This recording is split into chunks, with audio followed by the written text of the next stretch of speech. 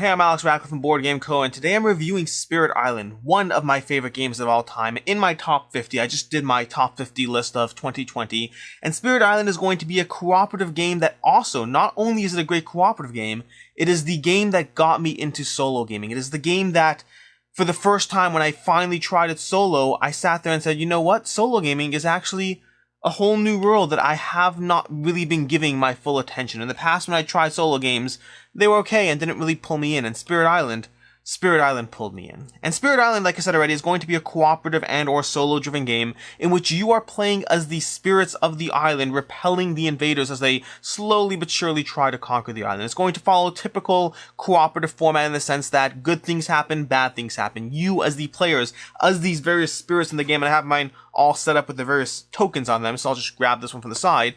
But the various spirits in the game, of which there are a variety in the base game, there's expansions as well to mix up the game and what you can do in it. And you're going to play as a spirit that has its own unique abilities, things it can do, its own unique starting deck, and you will slowly but surely be trying to take out these invaders through your cards and through your abilities. You might destroy various buildings, you might move around different invaders, perhaps you move around the Dahan, which are the natives that will help protect the island as well. Slowly but surely you're expanding your presence on the board with your various presence on different locations, which will enable you to target different locations to have wider spread. Additionally, as you do that, you will be unlocking more and more spots on your player board, generating more elements every round, generating more energy every round, generating more cards that you can play every single round. And each round you're going to take one of a few core spirit actions and then follow it up with the cards that you actually end up playing that round, which will drive forward your strategy. You're going to play those cards that will do a lot of different things in the game, both your starting spirit cards as well as the fact that as you play, you'll slowly but surely dip down into these minor and major powers,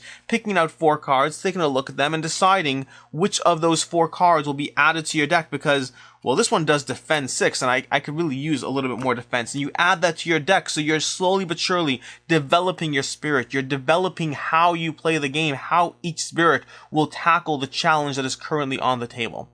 Once you're done doing all those things, and there's more complexity to it, but once you're done doing all those good things, the spirits or the invaders will start invading the island. You will draw another one of these cards and then determine where the invaders invade, where they slowly enter the board, where they build, and where they attack. And the invading and the building is just a slow growth of those invaders, the slow growth of them taking over the island, because you'll add a few invaders to various spots on the board as they invade on different regions of the board. Then they'll build, in which you will add more and more buildings to the board, adding various tokens to wherever that you need to build on the board, and then from there they'll actually ravage the land, and ravaging the land is how blight will enter the land, which is one of the ways you will lose this game. Additionally, they'll slowly but surely kill the Dahan if the Dahan are present, and potentially take out your presence on the island as well. So that's where all the bad things in the island are happening, and that will happen as you play the game. Do not sit here and think you will walk away unscathed. You will walk away very scathed. I think scathed is a word, it sounds like a word, right? But you'll walk away very hurt, very ravaged by those invaders, and you'll have to sit there and figure out how to continuously play your cards and use your spirit abilities to your advantage in order to drive away those invaders, in order to slowly but surely cause more and more fear to them, because fear is going to be the driving force of how you win. The invaders, they're coming, but they need to be afraid of the presence on the island, those ancient spirits protecting the Dahan. And so as you take out their buildings or as you play certain cards, you will generate more and more fear. And as you unlock fear cards, they'll both give you abilities, things you can do that will help you win, as well as changing the win state of the game. Because when the game first starts, in order to win, you have to completely eliminate everyone from the island, which practically speaking is pretty hard. I've never done it. And then as the game progresses, you'll be able to, actually you have to take out only the buildings. You don't have to worry about the invaders themselves, but if you take out all the buildings. And as the game continues and escalates, it has to be that you have to take out the level 2 buildings, or these little big buildings or whatnot. You have to take only those out. So the game state is constantly changing until eventually, if you get all the way through the fear pile, you just completely terrify the invaders and they run away. And that is the game that Spirit Island is presenting. There's gonna be a lot more complexities in terms of how the game actually plays, different things to manage, different states of the island, the healthy island, the various the spirits themselves and how they play, each one of them coming with different strengths, weaknesses, how they engage with the Dahan, whether they're more offensive, defensive, whatever it is. We haven't even talked about fast and slow powers, the idea that many cards in the game will activate either fast or slow, either before or after the invaders, which will drastically change the puzzle being presented. All the cards will give you different tokens or elements along the side, side, and those elements will be used to trigger other abilities, primarily your main spirit's innate abilities on their player board. All of this stuff is going on. Then we haven't talked about difficulty levels. Difficulty level is going to be this stack full of cards with scenarios and difficulty levels and all these things to augment the experience that you're having, because when you play your first game of Spirit Island, if you actually do walk away winning and thinking it's too easy, rest assured you can adjust the difficulty until you regret ever thinking it's too easy.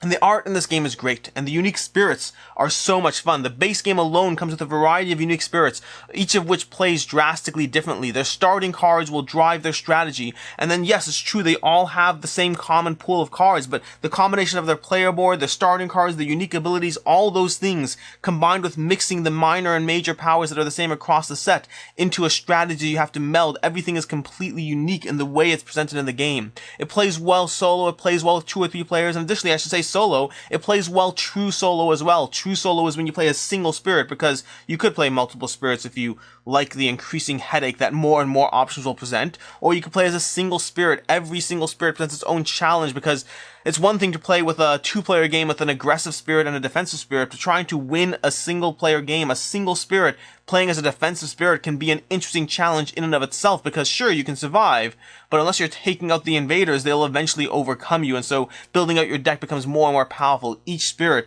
plays and presents a different challenge, and the powers and abilities in this game are left, right, and center. One of my favorite things in games is always going to be powers and abilities, and every single one of these cards, these minor power cards, in and of themselves are interesting. The spirit boards and all the options they present is interesting, but then the major powers, that is where the real fun comes in, because when you draw a major power, you do have to give up a previous card in order to get it. There's an additional price to pay. But some of these things are amazingly fun. Cost 6. This card over here costs 6, but you generate 2 fear, 8 damage, and destroy 2 Dahan. Whoa, destroy 2 Dahan? That's a tsunami. It hurts yourself as well, but it does a ton of damage and generates fear. And additionally, if you have enough elements, it's going to, in each coastal land, it's going to deal more fear, more damage, and destroy more Dahan. Wow, this card is... I don't think I've ever actually played with Tsunami.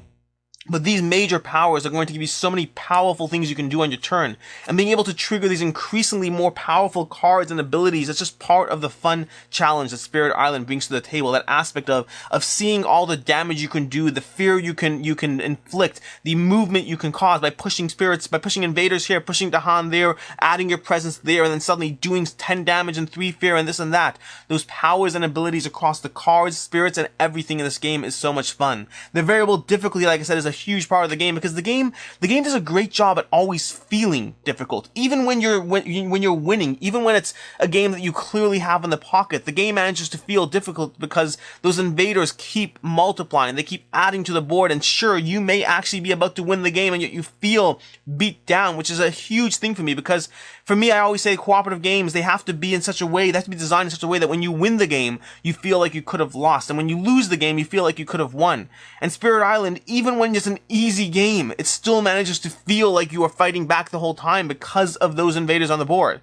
And then once you get to the point where you realize you have the game in your pocket and it's getting progressively easier every time you play, just start pulling out some of these scenarios and these ways to up the difficulty, that different things will happen, whole different tiers of different options on the board. Each of these cards presents a different way for you to make this game harder for yourself, which, as you get better and better at the game, eventually you will appreciate that challenge. The game comes with a bunch of expansions already. It comes with expansions, promo spirits. I believe it has Jagged Earth, Branching Claw, and then a few promo spirit packs already. And all of them just add more to the game. I haven't dug down into the expansions, so I've dug down into additional spirits, additional cards, additional powers. I haven't dug into the expansion mechanics, and from what I've heard, they only add further to the game. I've heard positive things about Branching Claw, I've heard positive things about Jagged Earth, but for me, the variability of the base game alone has made it that I just don't feel the need to dive into the expansions. I feel like I should, but I don't feel the need. It's only the praise that I've heard about them that is pushing me in that direction. But the expansions add modularity and options to a game that is already an impressively variable game. There's going to be a minimal amount of alpha player in this game. Alpha player, for those who don't know, is the concept of that idea that you'll have a dominant player who sits there and says, well, you do this and you do this and you play their cards. They're effectively playing a solo game with multiple people at the table who are just doing his or her bidding as they control how the game should play out. And Spirit Island does an excellent job making that a very hard thing to play, because when you have your hand of cards, unless you're going to draw the cards from every single person's hand, unless you're going to read every single person's player spirit board, it's going to become so hard to manage the degree of different things happening in this game. Spirit Island provides such a complex puzzle that usually the best you can do, unless you're truly trying to alpha play, unless you're legitimately just trying to control the entire game, usually the best you can do in this game is say, well, I can take care of the coastal provinces, but we're kind of in trouble in the mountains over there. Can anyone help me out here? Usually that degree of collaboration, of saying what you can do and where you need help, where you need to be strengthened, augmented, or maybe I can move a bunch of people here, but then that place will be taking damage. Can anyone play a defend card? You'll have a degree of collaboration without the degree of control that Alpha Player provides. Spirit Island is one of my favorite games in terms of managing that Alpha Player, because you really have to have someone who's trying to control everything, actively trying, rather than that passive degree of just accidentally controlling because they're trying to help everyone win.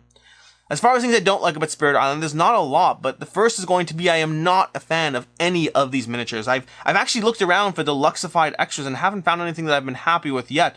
But these miniatures in the game, I like the rest. I like the cards, I like the art, the various tokens I'm totally fine with. The player boards are nice and thick. The island boards are thick. They have this degree of, well, let me just shift this upside down over here. But over here, you have different ways you can present it in terms of more realistic, but a little harder to read or not.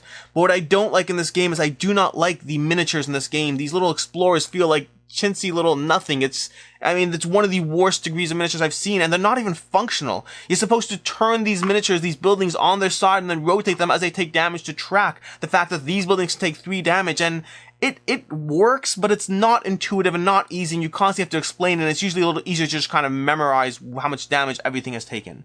And so they are minimally functional and horrible looking as far as the miniatures are in this game, and just for a game that I love so much. If anyone knows of an amazing upgrade pack that gives you a better whatever in terms of that presentation, I'd love to know, because I'll get it in a second. Spirit Island is one of my favorite games.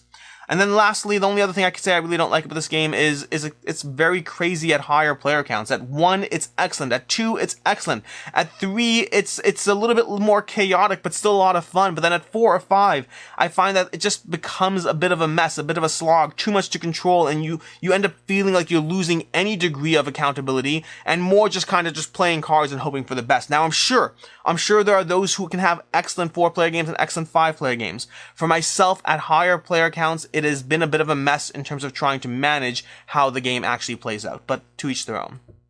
As far as what I can see others not liking this game is brain burnery. The weight rating on Board Game Geek, I don't remember what it comes in, but it's like a very, very high 3 or a very low 4. It's pretty high up there as far as how brain burnery this game gets. And for myself, I love that. For myself, that's just part of the puzzle that Spirit Island provides. That part of managing all the different things happening in this game and trying to actually drive home the win, trying to figure out the pathway through that puzzle. But it is a brain-burning game. It's a game that's going to have a lot of sequencing. If you don't like sequencing, if you don't like that aspect of saying, well, I'll play my slow power here, you play your fast power here, that way when this happens, we'll end up doing that and this and that. You have to be aware of the timing of the game, the timing of the round, and you have to sit there and try to figure out all these options on the table that are being presented, which for me is fun. But for some people, this is just going to be way too heavy of a cooperative or solo experience than they signed up for, and that's going to fall into what I could potentially see being a problem for someone else. I don't really know if I have anything else that I can say. As far as my final thoughts on Spirit Island, as I said already, is one of my favorite games of all time. It is one of my favorite solo games. It is one of my favorite cooperative games. It is so much fun because of those powers and abilities and that puzzle. There are multiple things that I like about games. Powers and abilities are always one of them. I like drawing these cards and every game getting different options, and this one will give 3 energy and you can repeat a power card by paying its cost again. I'm not even playing the game right now, and I'm excited by these cards. I'm not even playing the game, and I just want to go through these and do all these powerful stuff, but you have to work to earn them. It's not a simple walk in the park. You have to sit there and work your way up to a point where you can actually afford to spend 6 energy in a single turn on a single card. And then each spirit is going to present their own puzzle and powers and abilities as well, their own different feel and way that they have to deal with the island, how they have to attack and deal with these invaders and potentially defend, potentially manage, potentially control, all the different ways that they will do it. And then the game doesn't does a great job of showing you on the back whether how good they are at offense, control, fear. They show you the various strengths and weaknesses of each spirit so you can see and pick one that potentially fits your playstyle. And then the puzzle of the game as well, like I said already, that whole analytical part, that whole brain burning and sequencing thing is really just a puzzle. This game is a puzzle of how you have to sit there and say, well, the best way for us to survive is to ensure that we don't get hit again and again with blight on the island. That means we have to focus on the mountains this turn, but if we focus too heavily on the mountains, then we're going to end up getting swarmed by the invaders over there because they're going to build over there. You have to simultaneously be dealing with the puzzle and the problem that's being presented this round, while being cognizant that you have to be dealing with what's being explored and built for prior rounds, because you can see what's happening 3 rounds ahead. You can see you don't know what's being explored, but you do know what's being built on, and you do know what's being ravaged. And so you'll see these cards and you have to deal with those multiple puzzles all at the same time, while keeping your eye on whatever's happening now, while being mindful of the future of those next 2 rounds and how that will play out. Spirit Island presents that puzzle, it presents that challenge. It is a game that is a little bit hard to teach. There's a lot going on here, but if you are someone who's played the game, you can guide your friends through that experience. And if your friends don't like it, at the end of the day, you can still always play this one solo, which is, it's a great game. It really is. And that ultimately will be my opinion of Spirit Island, my review, my final thoughts as it were. A great game, a great cooperative game, a great solo experience, one rife with powers, abilities, cards, options, expansions, all those good things, but also being a fairly heavy game, which may just make it a game that's not right for you. I hope you've enjoyed this review. My name is Alex Radcliffe from Board Game Co., and as always, and until next time, have a good one.